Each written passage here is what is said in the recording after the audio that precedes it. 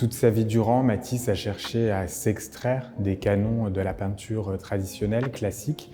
Il a cherché ce qu'il appelait lui-même un espace plus grand. Il est passé par plusieurs voies pour y parvenir, celle de la découverte des primitifs italiens par exemple, de la sculpture ou de la statuaire antique. Et il a finalement, tout au long de sa vie, exploré différents médiums, différentes techniques qui lui ont permis d'aboutir, avec les gouaches découpées de la fin de sa vie, à un moyen d'expression qui lui a permis véritablement de sortir de la toile, de s'extraire de la peinture de chevalet et d'entrer dans une conception plus large de la peinture, une conception de la peinture qui fait corps avec le public, avec le visiteur. Et c'est cette notion de travail autour de l'espace qui nous a intéressés ici dans cet accrochage qui rapproche deux grandes figures de la peinture du XXe siècle, Henri Matisse et Yves Klein, au musée Matisse.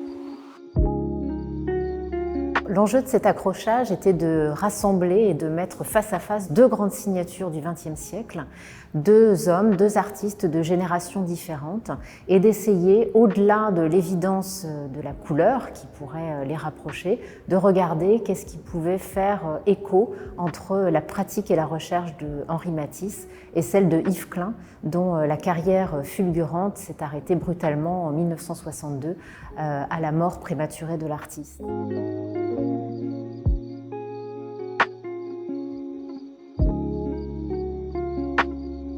En 1946, Yves Klein, qui est alors un tout jeune homme, décide d'aller signer le ciel de l'autre côté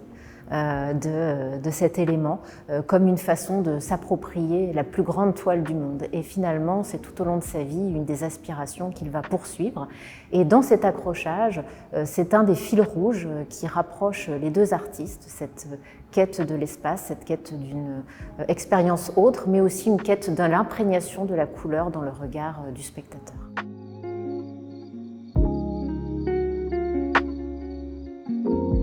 À l'issue de la Seconde Guerre mondiale, Matisse répond à plusieurs commandes textiles et des commandes de tapisserie,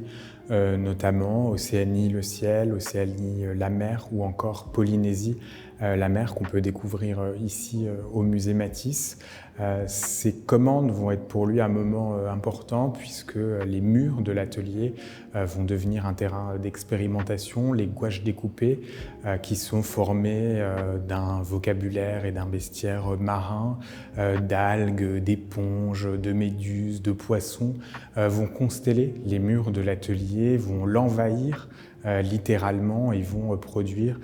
ces œuvres tout à fait caractéristiques de l'œuvre d'Henri Matisse et de la recherche qu'il va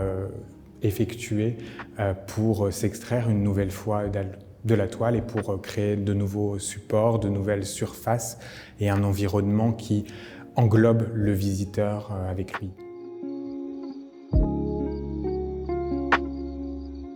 Tout comme Henri Matisse, Yves Klein va chercher constamment à renouveler l'acte de peindre au XXe siècle.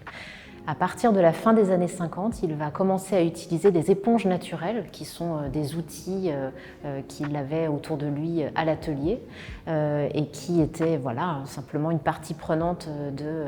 la création des peintures. Et il va en faire des matériaux à part entière de son œuvre. Il commence à les utiliser pour la commande d'un grand opéra à Gelsenkirchen en Allemagne, où il va faire des très grands panneaux monumentaux avec la présence de ces reliefs éponges. Et puis très rapidement, à partir de 1959, il va réaliser ces sculptures éponges où il met en scène cet outil qui reprend ici sa forme d'élément naturel organique, mais qui est aussi pour lui une sorte d'incarnation. Pour lui, le regardeur est totalement imprégné par l'expérience pure de la couleur et par l'expérience de sa peinture. Littéralement, l'éponge, tout comme le regardeur, est imprégné de ce bleu Klein, ce fameux IKB.